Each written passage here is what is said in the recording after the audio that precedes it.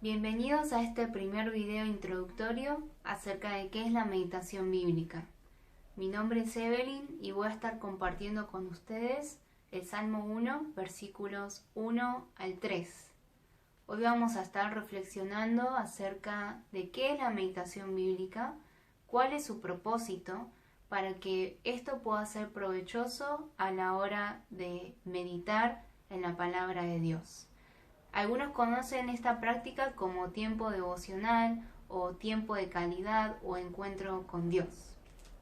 Antes de comenzar, quisiera recordarles lo importante que es que no solo estén mirando y escuchando este video, sino que puedan tener sus Biblias al lado y abiertas para que podamos compartir juntos la palabra de Dios y para que puedas comprobar si lo que estamos compartiendo es efectivamente lo que la Biblia dice o no. Así que te invito a abrir tu Biblia en el Salmo 1, versículos 1 al 3. Yo voy a leer en la versión Reina Valera. Dice: Bienaventurado el varón que no anduvo en consejo de malos, ni estuvo en camino de pecadores, ni en silla de escarnecedores se ha sentado, sino que en la ley de Jehová está su delicia, y en su ley medita de día y de noche. Será como árbol plantado junto a corrientes de aguas, que da su fruto en su tiempo, y su hoja no cae, y todo lo que hace prosperará. El Salmo 1 habla acerca de un tipo de persona, y es una persona que es bienaventurada. Otras versiones dicen dichoso, alegre. Es una persona bendecida, que como bien vimos en el versículo 2, es una persona que medita en la palabra de Dios. Entonces, ¿cómo describe concretamente a esta persona bienaventurada? El versículo 1 dice que es una persona que no anduvo en consejo de malos, ni estuvo en camino de pecadores, ni en silla de escarnecedores se ha sentado. Entonces podemos ver cuál es el criterio que utiliza la palabra de Dios para determinar si una persona es bendecida o no. ¿Y cuál es ese criterio que utiliza? ¿Qué es lo que uno tiene que ver en una persona para poder decir, esta persona realmente es una persona bendecida? Vemos que el criterio se trata de las acciones. ¿De qué clase de decisiones toma una persona? Porque el versículo 1 dice que el bienaventurado es el varón que no anduvo en consejo de malos, ni estuvo en camino de pecadores, ni en silla de escarnecedores se ha sentado. Estas tres cosas se tratan de acciones, de decisiones que una persona puede tomar. Tomemos, por ejemplo, andar en el consejo de malos. Y quisiera que puedas pensar en el día de hoy o en estas últimas semanas. ¿Has estado siguiendo un consejo malo? Sea en tu ámbito laboral, en tus relaciones sociales, en cualquier ámbito o aspecto de tu vida. ¿Has estado siguiendo un consejo malo que quizás te da un mayor beneficio, sea monetario, sea social, quizás te da reputación o quizás te hacen aplaudir? Pero fue a través de un consejo malo. ¿Y será que lo has hecho porque total todas las personas lo hacen? Y si todos lo hacen, ¿por qué no lo puedo hacer yo? Ese es un ejemplo de seguir un consejo malo. También vemos que dice que la persona bienaventurada no anda en el camino de pecadores. Entonces también nos podemos preguntar, ¿cómo es mi vida? ¿Cómo es mi vida? ¿Hay realmente una diferencia entre quién soy yo y una persona que no es creyente? En cómo hablo, en cómo soy, en mi trabajo, en mis estudios, en mi familia. Realmente cuando las personas me ven, ¿pueden ver que yo soy diferente a una persona que no cree en Dios? Entonces vemos que la palabra determina, evalúa si una persona es bendecida, no tanto por lo que tiene o no, sino por qué clase de persona es, qué acciones realiza, qué decisiones toma. Y bien sabemos que esto puede ser lo correcto, pero también sabemos que no es tan fácil como suena. No es tan fácil no hacer lo que todos están haciendo. No es fácil contradecir lo que la corriente o lo que la mayoría hace o dice. Y seguramente te has visto en esa clase de luchas en múltiples ocasiones. Pero entonces, ¿cómo puede una persona bienaventurada vivir esta clase de vida, esta obediencia real y genuina en su vida cotidiana? El versículo 2 nos da la respuesta. Esta persona dice que en la ley de Jehová está su delicia. En la ley de Jehová está su delicia, es lo que ama, es el objeto de su deleite, su mayor gozo. ¿Y qué más hace? En su ley medita de día y de noche. Medita de día y de noche, es decir, que está pensando, está masticando esa palabra en todo momento. ¿Por qué? Porque ama la palabra de Dios. Pensemos en qué es lo que nosotros amamos. Quisiera que pienses qué es lo que vos amás hacer o quién es esa persona que vos amás. Cuando nosotros amamos hacer algo o cuando amamos a alguien, sin que nadie nos obligue, estamos constantemente pensando en esa persona, pensando en esa vocación que amamos hacer. Voluntariamente buscamos la manera de ser mejores personas para esa persona que amamos o adquirir una técnica mayor para realizar eso que amamos, sea un deporte, sea otro tipo de pasatiempo. ¿Por qué? Porque lo amamos. Bueno, la persona bienaventurada, ¿qué es lo que ama? ¿Cuál es el objeto de su deleite? La palabra de Dios.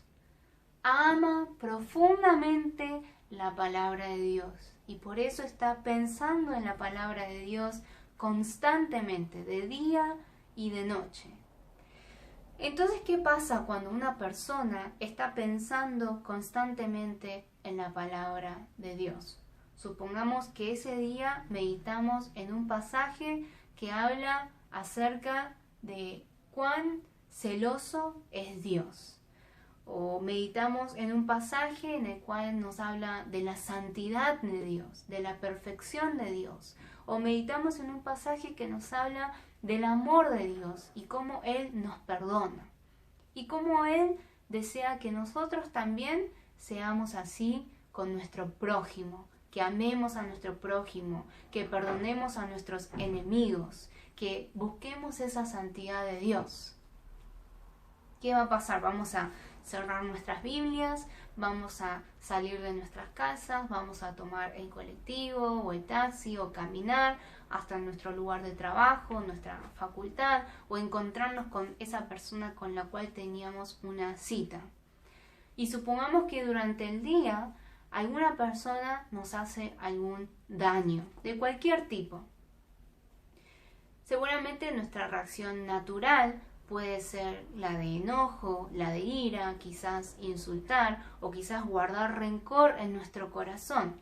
Pero ¿qué pasa si estamos constantemente pensando en cómo es Dios? En qué es lo que Dios me enseñó a través de su palabra ese día antes de salir de mi casa. ¿Qué pasa si en el momento en el cual me sucede eso, yo estoy recordando cómo Dios me ama, cómo Dios me perdona y cómo Dios me enseña a amar y perdonar a mi prójimo, aún a mi enemigo? ¿Qué va a suceder? ¿Voy a poder actuar como cualquier persona en mi lugar cuando está recibiendo ese daño? ¿O más bien voy a actuar y voy a decidir como Dios quiere que lo haga? Una persona que ama la palabra de Dios y que está constantemente pensando en la palabra de Dios, va a ser más probable que en esa situación de daño pueda obedecer a Dios y no actuar como las demás personas o no actuar como hubiese actuado en otro tiempo. Entonces vemos que meditar la palabra no es simplemente leer unos versículos, no es simplemente cumplir con una tarea, sino que meditar llega al punto de obedecer en mi vida concreta, genuina, real, cotidiana, con acciones y decisiones que surgen de un corazón que ama profundamente la palabra de Dios y una vida que es gobernada por Dios. Es esta la manera en la cual esta persona bienaventurada es capaz de no andar en el consejo de malos, de no estar en el camino de pecadores y no sentarse en silla de escarnecedores. Y cuando así actuamos, cuando así decidimos, cuando así somos, el versículo 3 dice que esta persona será como árbol plantado junto a corrientes de aguas, que da su fruto en su tiempo y su hoja no cae y todo lo que hace prosperará. Entonces compara a un árbol, que seríamos nosotros, sería una persona, un árbol que está junto a corrientes de aguas. Entonces, según el contexto, ¿qué representa estar junto a las corrientes de aguas? Es la meditación de la palabra. Entonces, siempre y cuando estemos constantemente cerca de esa fuente de alimentación, de esa corriente de aguas, es decir, de la meditación de la palabra de Dios, vamos a tener fruto en su tiempo. Nuestra hoja no va a caer y todo lo que hagamos va a prosperar. Pero entonces pensemos primero en el contraejemplo. ¿Qué pasa si un árbol no está junto a corrientes de aguas? Con el tiempo se va a secar o se va a marchitar y en definitiva se va a morir. Pero saben que la muerte de los árboles o este proceso hacia la muerte de los árboles no sucede de una noche a la mañana. Muchas veces pasa que se encuentran árboles caídos que por fuera durante mucho tiempo parecía que estaban bien, que estaban sanos, que eran robustos. Pero a veces con un leve viento ese árbol se cae y deja ver qué es lo que realmente estaba sucediendo en su interior. Y esto puede ocurrir a nosotros también. Quizás somos personas que hace muchos años vamos a la iglesia. Quizás somos personas que vamos a todas las reuniones de nuestra iglesia. Servimos, estamos en el equipo de adoración o damos fielmente nuestra ofrenda, nunca faltamos a un culto, llegamos temprano y tenemos toda esa lista de cosas que estamos cumpliendo. Pero puede pasar que simultáneamente no estés dedicándole tiempo a la palabra de Dios. ¿Es posible que un cristiano, que una cristiana no pase tiempo leyendo la palabra de Dios? ¿Es posible? Lamentablemente vemos en lo que sucede en la realidad que sí es posible. Hay muchas personas que atienden a la iglesia, que incluso tienen cargos de liderazgo, que han estado mucho tiempo en la iglesia y que por fuera parecen, y me voy a incluir, parecemos buenos cristianos, pero sin embargo, fuera de esos 20 minutos del culto en el cual escuchamos la palabra de Dios, o fuera de esa media hora o esa hora en la semana, no le dedicamos tiempo a escuchar a Dios a través de su palabra. No amamos su palabra, no meditamos su palabra y sin embargo, por fuera tenemos aspecto de buenos cristianos porque cumplimos con las cuestiones religiosas. Y somos como ese árbol que no está plantado junto a corrientes de aguas. ¿Y qué va a suceder? Por un corto tiempo o por muchos años parece que estamos bien, pero un día va a venir un leve viento y ese árbol se va a caer y se va a ver qué es lo que estaba pasando en el interior, que no nos estábamos alimentando de la verdadera fuente. Y este es un peligro que es real, que está sucediendo hoy en día en muchas de nuestras vidas, en muchas personas que van a la iglesia. Pero vuelvo a hacer esta pregunta: ¿es posible que un cristiano, que una cristiana que dice amar a Dios no dedique tiempo a la palabra de lunes a sábado? Quisiera que pienses de vuelta en esa persona que amás o eso que amás hacer. ¿Te es suficiente ver a esa persona 20 minutos a la semana? ¿Te es suficiente practicar ese deporte 20 minutos a la semana? Si es realmente lo que más amás hacer, ¿te es suficiente? Probablemente no. Entonces, ¿cómo podemos nosotros como cristianos decir que amamos a Dios y sin embargo solo le dedicamos 20 minutos a la semana? ¿Cómo podemos decir que amamos a Dios y de lunes a sábado ni siquiera tocamos la Biblia y la Biblia se encuentra en un rincón de nuestro cuarto, acumulando polvo hasta que llega el domingo y volvemos a ir al culto? ¿Es posible que una persona que ama a Dios viva esta clase de vida, que no medite la palabra de Dios? No es posible. Entonces es necesario que reflexionemos acerca de qué lugar le estamos dando a la palabra de Dios en nuestras vidas. Si pensamos que es suficiente con esos 20 minutos, con esa hora que le dedicamos en la semana, tenemos que replantearnos realmente quién es Dios para nuestras vidas. Y si no meditamos en la palabra de Dios y no meditamos en el gobierno de Dios sobre nuestras vidas, también es muy probable que no llevemos una vida de obediencia y que terminemos siendo personas hipócritas delante de Dios, delante de las personas y también con nosotros mismos. Si no estamos plantados junto a corrientes de agua, es decir, si no meditamos la palabra de Dios constantemente y cada día, no vamos a llegar a ser prósperos. Es decir, no vamos a ser personas capaces de no andar en el consejo de malos. No, si no estamos pensando en Dios, va a ser más fácil caer en esos pecados. Es por eso que es muy importante para todo cristiano y para toda cristiana meditar en la palabra de Dios. Y para ir terminando, ¿quién fue aquel que vivió de manera perfecta esta vida de prosperidad, esta vida de bendición, esta vida de obediencia? Esa persona fue Jesús. Entonces, en definitiva, ¿cuál es el propósito de la meditación bíblica? ¿Qué es aquello a lo cual tenemos que tender? Tenemos que tender hacia una vida que se asemeja a la vida de nuestro Señor Jesucristo.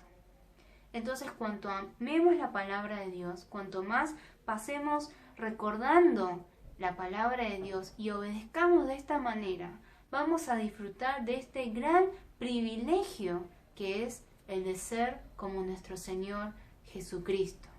Para eso tenemos que dedicarle tiempo a la meditación de la palabra de Dios. No podemos decir que es suficiente lo que ya hicimos si realmente amamos a Dios. Así que les invito a poder tener en cuenta esta esencia del tiempo devocional, esta esencia de lo que es la meditación bíblica, para que podamos centrarnos en lo que Dios quiere hacer en nuestras vidas, en lo que Dios quiere hablar a nuestras vidas.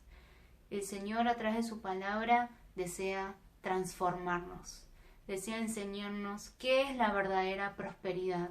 Y la verdadera prosperidad es ser una persona bienaventurada, que no anda en el consejo de malos, que no está en el camino de pecadores y no se sienta en silla de escarnecedores.